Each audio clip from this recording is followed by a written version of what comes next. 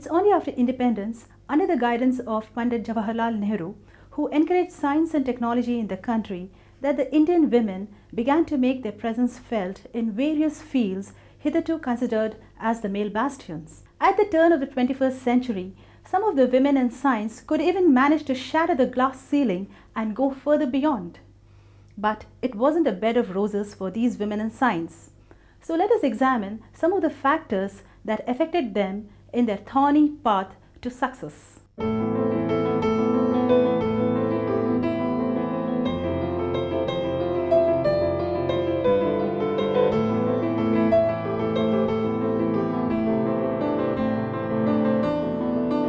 Gone are the days when little girls grew up with their dolls and dreams in the protective folds of a large family.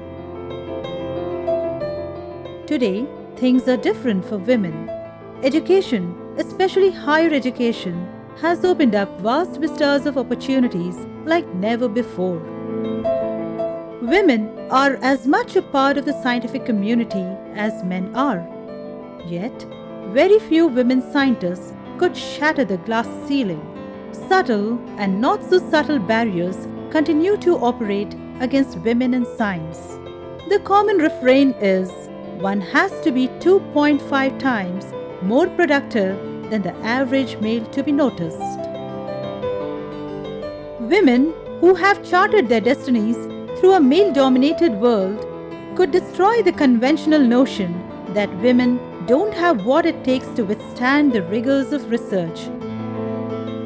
For instance, Kalpana Chawla, the first Indian woman astronaut, transgressed all barriers to put India on the space map. Pre-independence, I would say that that was more of a science of individuals. We didn't have such large establishments, but we had very, very distinguished individual scientists. We had a C.V. Raman, we had a Mahendralal Sarkar, we had Satyan Bose and many, Bilbar Sahni and so on. I mean, they were very, very distinguished scientists. There was almost a renaissance period of science. The world has produced 15 women Nobel laureates. Most of these historical women luminaries in science came up the hard way, facing all sorts of odds and humiliations. Prominent amongst them are Marie Curie. She won the Nobel Prize in Physics for the discovery of radium. Maria Geoffroy-Mayer won the Nobel Prize in Physics for developing the nuclear shell model of the atomic nucleus. Rosalind Franklin was a pioneer molecular biologist and a precursor in the discovery of the DNA molecule. Unfortunately, she was not awarded the Nobel Prize. Even after 50 years of independence, the role of Indian women in the scientific scenario leaves much to be desired due to various social, economical, political, and educational constraints. One need not be very pessimistic. Things are improving. And in our sixth 5-year plan, there was a special project or mention about science and technology and women. That has given a great boost to women. What positive steps should be taken to make women's role in science and technology better understood and appreciated? Women, as constituting 50% of the human resource in this country, have a major role to play not only in science and technology, but all developmental sectors. In science and technology in particular, women will have a very important role, because one has to inculcate a scientific temper in the country. One has to ensure that the fruits of scientific research reach every strata of the society, particularly women, looking at their health, employment conditions, conditions of the children, the undernourished, malnourished children, etc. Women has to play an extremely important role in science today, and particularly 21st century is a knowledge century, and our women can play a great part in science leading to discoveries, innovations in process, and also application of science and technology to day-to-day life. And particularly if you look at the women's career in science, they are highly focused and also they are extremely creative. And it is very much suited for them to take up these challenging tasks related to the discovery of new systems on that. Though a majority of girls outperform boys in the science subjects at the school and degree level, but only 1% go on to complete a PhD degree or remain in scientific research. What should be done to retain women's scientific talent at the higher level? Parents should advise their children, daughters, that they should take up science and advantage of science. And even government has to come forward to encourage the students, especially women students, to take up science. And government should consciously invest in propagating this message among the students that science is the subject they should take. There is absolutely no doubt that where women have the support systems and they are able to have an uninterrupted career, they perform as well or in fact better than men do. Women form half of the global population. Though they form 1/3 of the labor force and 2/3 of the world's working hours, yet they earn only 1/10 of the income and own only 1% of the world's property. Women in science are quite comfortable. There's no question that whether it is in appointments, assessments or promotions, just because she is a woman, she is not being ruled out or discouraged. She's been given the equal opportunity. There is no gender bias as far as I see in science management. They are equally coming up. They are being considered for senior positions. They are also being encouraged for various foreign deputations. Many of our women scientists have gone abroad.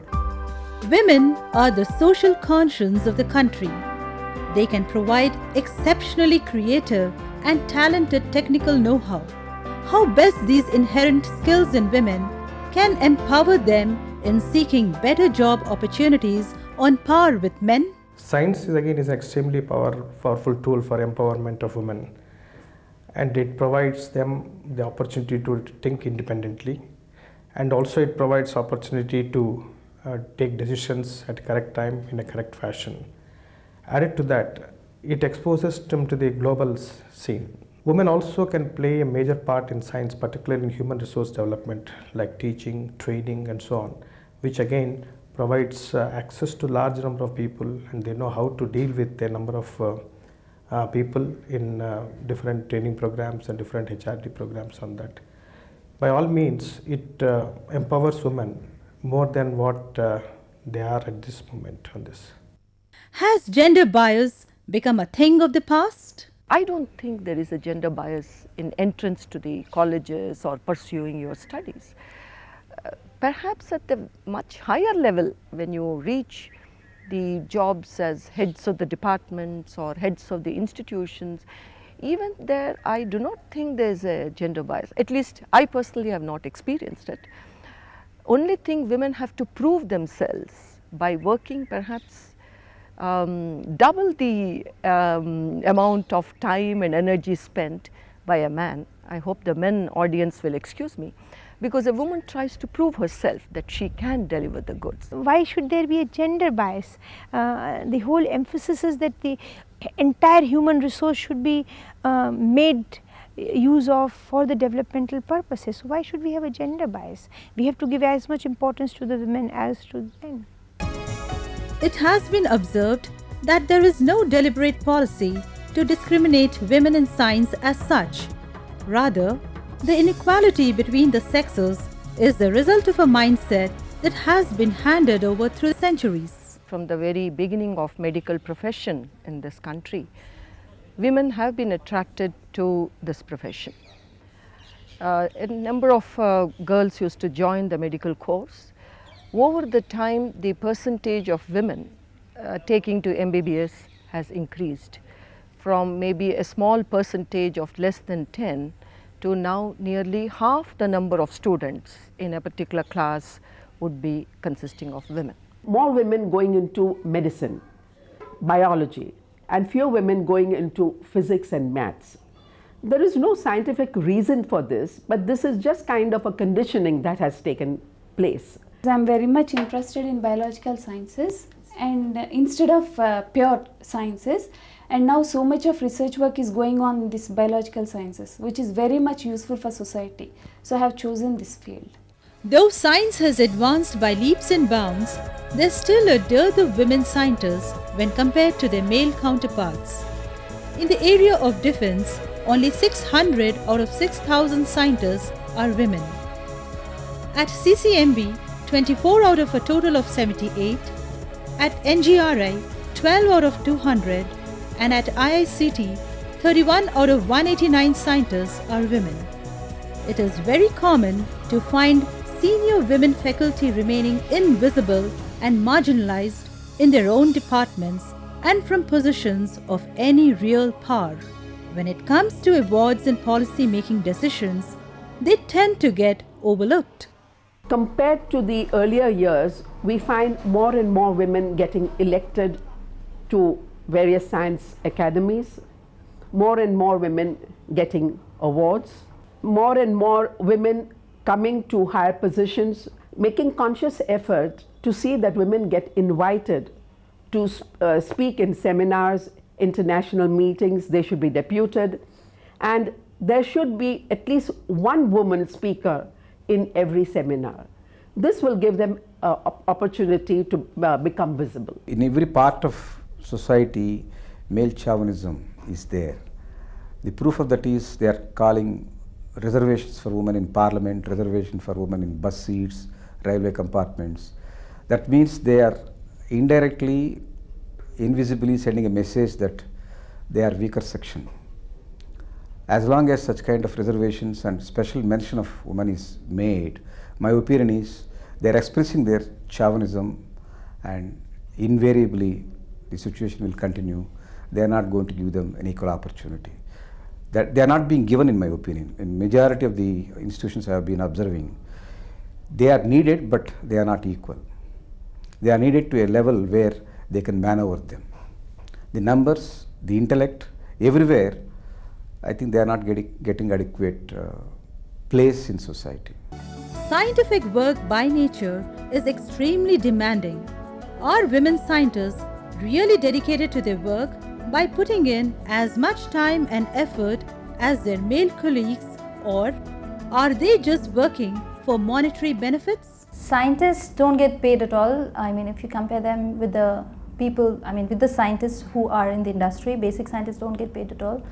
And for us, there are two kinds: people who are either pushed into it for they can at least get some money, or they have come out of their own interest. For me, it's the second one. I've come out of my own interest. I am in this profession by my own choice. It's not, I wasn't pushed in any way by my parents or for monetary reasons.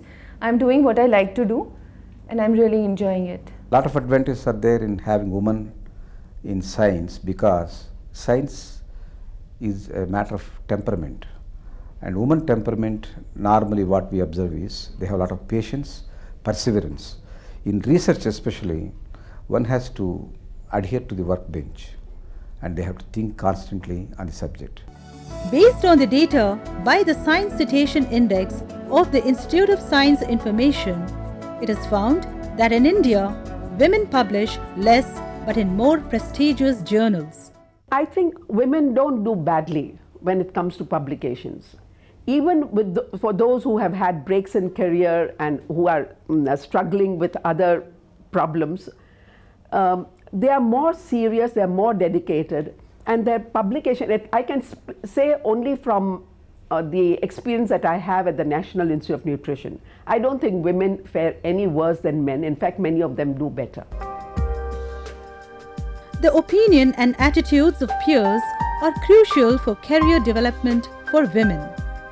Indian attitudes and cultural upbringing has made matters worse for women because easy mixing of both the sexes was always frowned upon in our so-called traditional society. The woman has lot of time on hand now, and she can utilize it for her career purposes also. And then that also makes the man also to realize that he has also some role to play even in the household chores. perceptible change in the mindset of men as far as women is concerned in science. As a matter of fact, even a non-scientific field also, today we see that in India we accept women as pilots, we accept them as police officers. So men started accepting women. Maybe the pace with which they accept women in various fields may not be as much as we desire. I think the future is very bright considering the academic performance of girl students. The more and more I see their trend towards science. Initially they were going for biology, agriculture, medical area. Now more and more are going towards engineering also, computer science, informatics, and also extension activities. By changing their relationship to the society that surrounds them, by expanding the scope of change, and by accelerating the pace, women scientists have broken irretrievably with the past. They have cut themselves off from the old ways of thinking, feeling, and adapting. They have set the stage for a completely new society and are now racing towards it. Fighting all odds at home and outside, the Indian women scientists are now emerging triumphant in their respective fields and are now scaling new heights in research and development. Thanks to the broadened mindsets of men, the inherent science in women is now being encouraged to come out and blossom, which is a healthy sign.